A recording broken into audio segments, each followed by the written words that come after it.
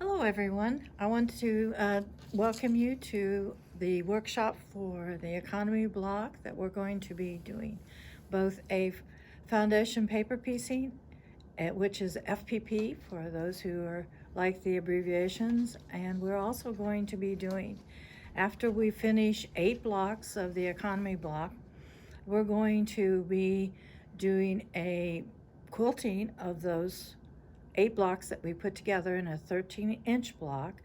And after we've quilted them, then we will do a quilt as you go.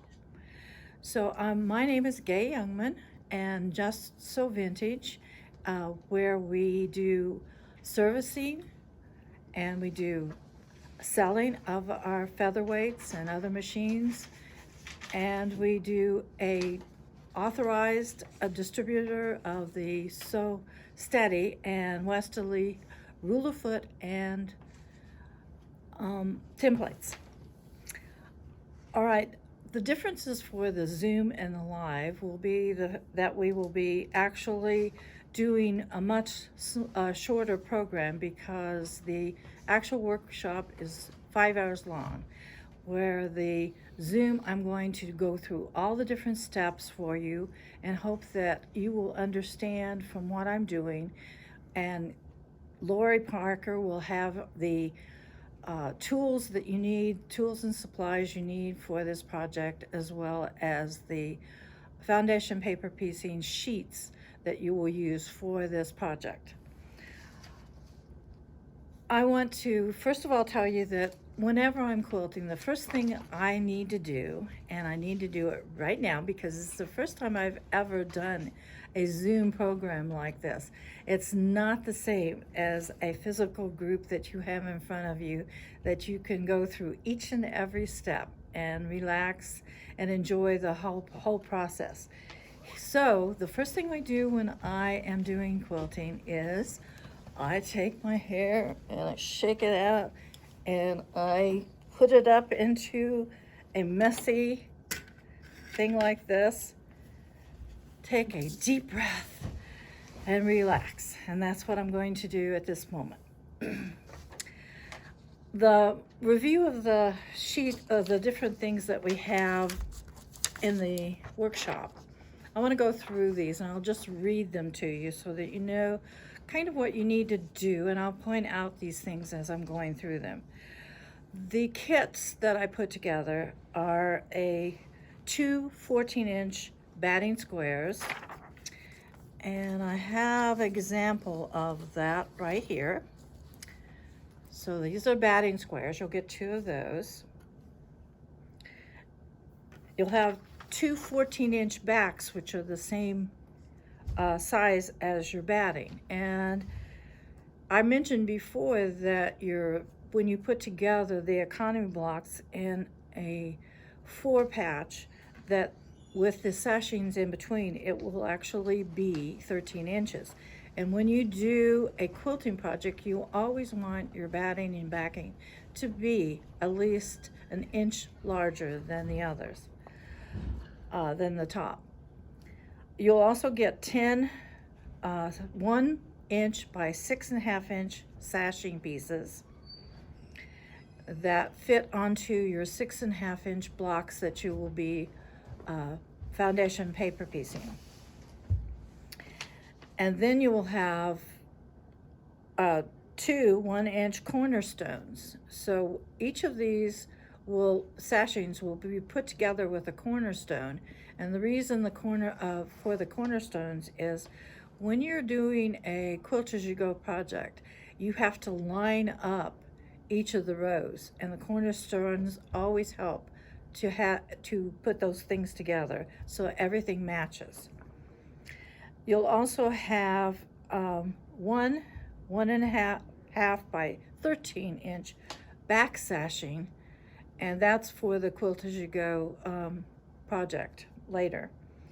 All of these I put together in a kit, and I cut out all of those so those attending the workshop will not have to take the time to cut out all those pieces. And I will tell you a little bit later what the sizes are for each of those things, and you can find out how to do those yourself if you're doing this as a Zoom. What you will need a sewing machine. And because we work with vintage machines, I have two machines here that I used on the quilt that I made, which is the wall hanging that you see right here. And the wall hanging, I used the ruler foot and the templates from Westerly.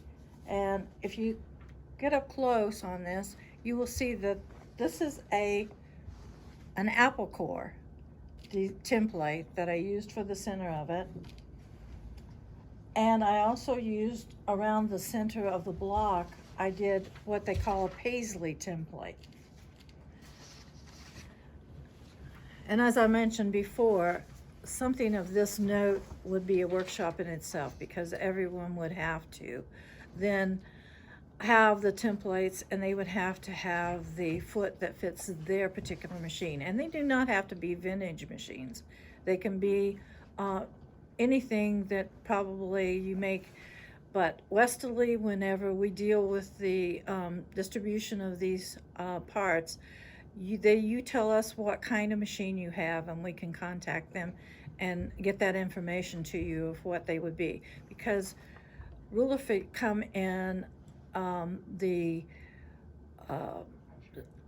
straight and the mid and high shank type of things. So as a vintage machine, though, all of these are low shank. The differences in the vintage machine, like the featherweight, is a straight low shank, whereas Andy is a slant low shank. All right, I've gone through some of the different things on machine that you need, and I introduced you to Rosie, who is my featherweight, and to Andy, which is my 301A. And you asked me, why do I do the two machines for different projects? Well, there's one thing that helps is if you've got more than one machine, you can set it up and you don't have to change your feet on them. The other point of it would be that the feed dogs do not drop on the featherweight, but they do on Andy. So that makes it a little easier. Let me tell you what you do if you have a featherweight and you want a free motion and you want to get a ruler foot for it. You use something like painter's tape over the feed dogs, or you use a thin piece of plastic and tape it with a hole in the center for the needle. That will help on doing free motion quilting and templates. All right, the economy block.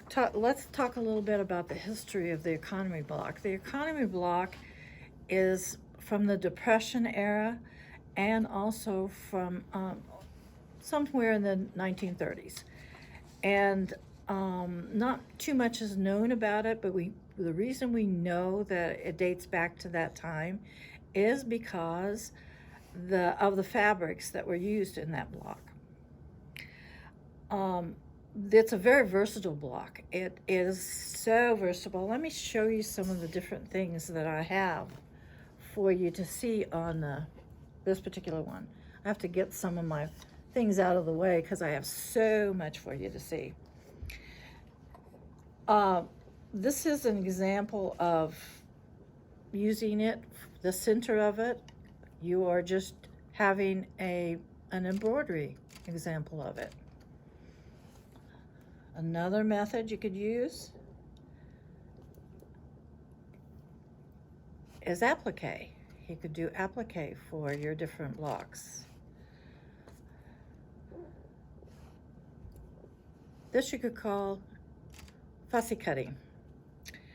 And it's a design that where you put what you're interested in. If you're interested in animals, you're interested in spaceships, whatever you're interested in, you can actually do your theme of different blocks that are fussy cut. You can also do, I thought of this recently too, you can actually take photographs and put photographs in the center there. Now I told you we were doing a 6.5 inch, but this block you could do any size you want. You just would have to figure out how your triangles would be cut out. And this is a thematic where we did a patriotic. I did a patriotic one. But you see the difference. I told you that they were 1 inch by 6.5 inches for the sashing. This one has a 2.5 inch sashing for the front and a 4.5 folded for the back.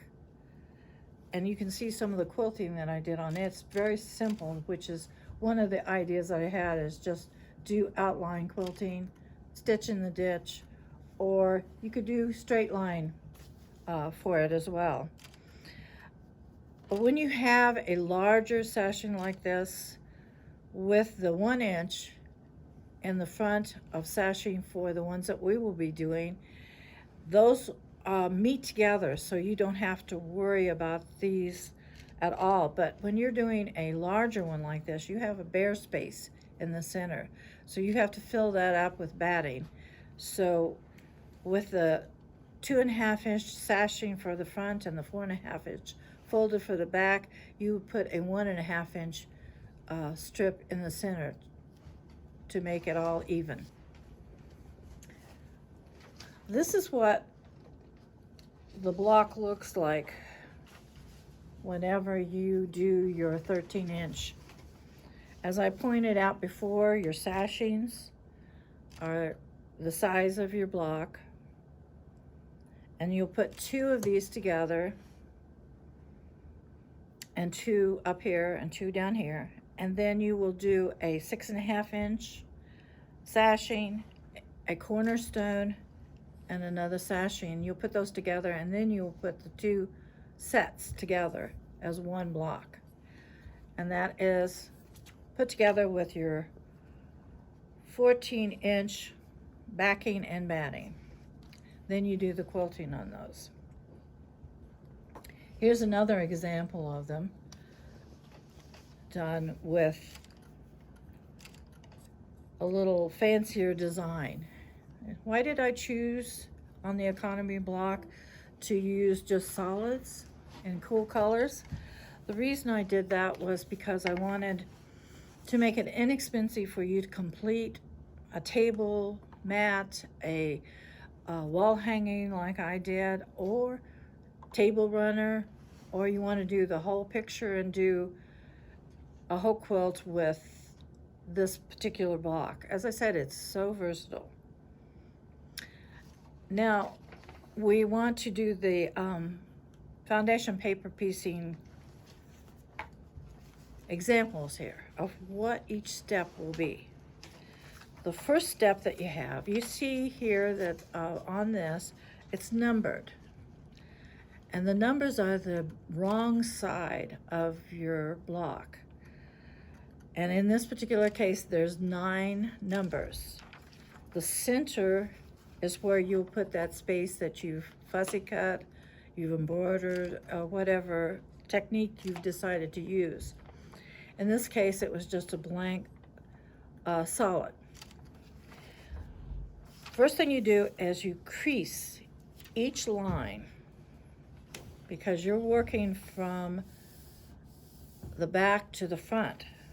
So you will crease each of these lines.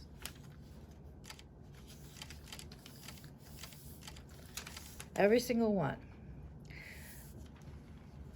Here's my step 1. The first thing I do, if you hold this up to a light source, I don't know if you can see here, but you can see the piece of fabric through when you hold it up to a light source, or you can take a light box. I told you that it's a 4 inch square that you put in the center. This is a little larger than what you will actually need, but you need this very first one. And if you're doing a fussy cut or any kind of fabric that has a side that you want to show, you always put the first piece will always be right side up. On the solid, you don't have to worry about it because both sides will look the same. All right, so the methods that you use, I use pins on this one, but I also use a glue pen, and you can use a glue pen, and you can do the cheap school ones too, the little sticks. It doesn't matter. But if you do a lot of English paper piecing, these are really handy to use. What's step one? Step two, I did a method where you take each of your different pieces and you make an exact 1/4 of an inch around what you're going to be sewing on. So this is what you call a quarter, add a quarter. And they come in different styles. This is a short one, and these are the larger ones that you can get as well. They are a really handy tool for foundation paper piecing. You butt that up against your folded piece that you've done over, and underneath you've got the fabric that you've placed on top, and you want to make that a perfect 1/4 of an inch to add your next piece of fabric. All right, so I've done that all the way around. I did the creases that I did before all the way around to make that whole square just one piece that's perfect for the next step. And the next step is we are adding these small triangles that are 3.5 inch, 2 3.5 inch squares, and they are cut diagonally, which makes 4 of your little triangles that will go around the square. This is the first one that you do. Now when you do this first step on the back here, you will see that you start a couple of inches before and a couple of inches, not inches, stitches before and after your line. And what you're doing is you're sewing on the line that's between the number 1 and the number 2. And that fabric that you put there, if you were not cutting it out into triangles and just taking a big glob of fabric, you would actually make sure that that goes over that space. So I've done that, and then I will go back again, the crease line that I had between the two, I will then make sure that fabric is back behind the piece, and I will take my add a quarter and make a perfect 1/4 of an inch seam here. You'll set your seam with your, this is a finger iron, with either a finger iron or an actual iron, and you'll pull it out and you will make sure that's nice and flat before you go on to the next step. All right, the next step, step 4, I put 3 triangles on, and at this point you want to get rid of what you call these are dog ears. You want to get rid of those. So you'll put that back and you will trim these so the dog ears are gone before you get to the bigger triangles. And you do the same step here. You make that a 1/4 of an inch, so a little bit before and a little bit beyond the line that you've sewn on. You set the seam, turn it over, and you will then make it flat.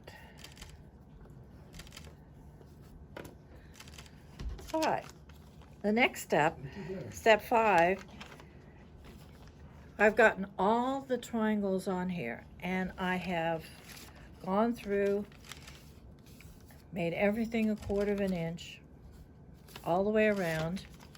So you've got a nice, neat, small triangles onto it.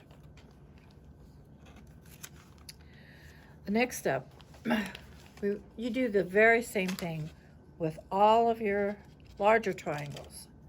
You put those on, neaten them up, and now you're ready. You see that I cut this back piece out just a little bit larger than where your actually 6.5 inch square will be, and that's so you can then take a ruler. There is when you're doing a printing of these foundation paper piecing sheets, not all printers are the same. So you want to make sure the line between this for the seam that you sew all the blocks together is actually a 1/4 inch. So you'll take your line on your ruler and line up the 1/4 inch, and then you will cut it with your rotary cutter. I have several here, and my favorite one is this one. It is an Olfa, and I probably use this the most.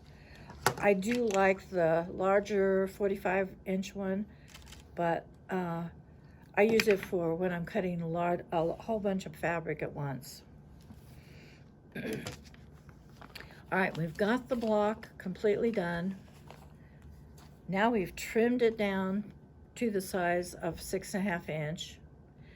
The next thing you do is you tear off all the paper in the back. Tear everything off so it's the way you will sew all the blocks together. And that, I didn't tell you before, but this is very important. When you're sewing all those lines I told you to sew, you lower your stitch length to, if you've got a modern machine, it's like 1.5. If you're doing a vintage, it will be something between 15 and 18. And that's why that will allow you to tear these off so evenly and so nicely. And if you have a few little bits in here that you want to get out, just take some tweezers, and it doesn't really matter, even if you have a few in there. All right, now we're talking about the sashing that I told you that you had sashings to go on all the different blocks. We're putting 4 together, and in the total kit there will be 8. And that will give you an idea of the whole process by being able to put 2 13-inch blocks together. On the sashing, this is 1 inch by 6.5 inch. You use 1/4 inch to sew it together. And then you'll have this put together. Okay, and at the end you will have this, where you will put the top and the batting and the backing together to be able to quilt. All right, basic quilting. I told you before that on the larger one here, we'll be doing something simple. Like this is just an outline of the triangles, just to outline, stitch in the ditch type of thing. You can see on the back of it what it looks like. But you could also do straight line quilting. And for straight line quilting, something like that, I would use painter's tape, which I can't get apart right now.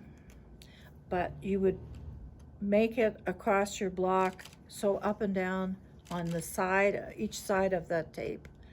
Then move it over to the line that you just sewed and just keep it straight up and down throughout. Or you could do a diagonal, could do a crosshatch, where you go across here and then back across this way for a crosshatch type of thing. That's straight line quilting, and very easy and very simple to do, and that's one of the possibilities for the workshop. All right, quilt as you go. Quilt as you go on this smaller piece that I had.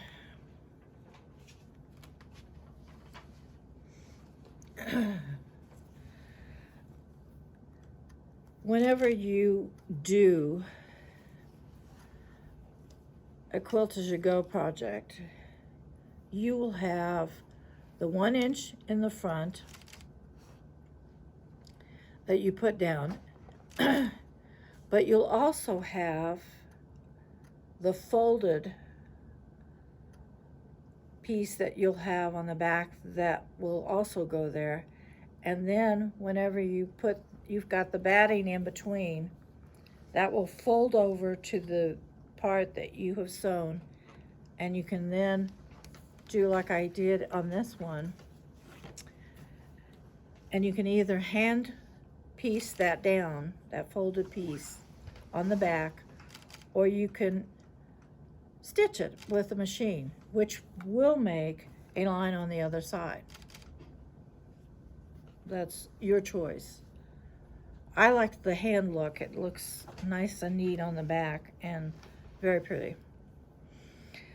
I think I've gone through most of the things. I want to go just for sure on some of the different rulers I use. This is a 6.5 inch square ruler, which is very handy to measure out your economy blocks. And this is what I use for the 13-inch block. It's a 15-inch square. That's very handy also. And I told you again about one of the most important ones are the add a quarter. But you don't have to do that.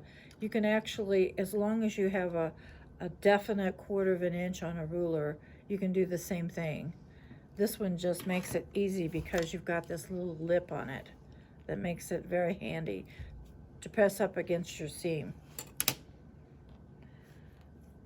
And I wanted to mention this. I think probably for the workshop, I will have a giveaway of one of these. These are so handy when you're sewing. When you're sewing along, you can hold this. It's like a 3rd finger. And it's a little stiletto made with just some jewelry and glued together. So I'll probably have one of those for the workshop for those who come to the workshop. And at this point, I think we're probably gone through all the steps, and I've made a big mess. Like, let me tell you, with paper piecing, it is a mess. So you might want to bring something to put all your pieces of paper into something, your little pieces of thread that you get when you're sewing. So I hope that you enjoy the process, and any questions that you have, you can get to justsewvintage@twinvalley.net, or you can let Lori know you've got a question and don't understand a particular part. Thank you very much.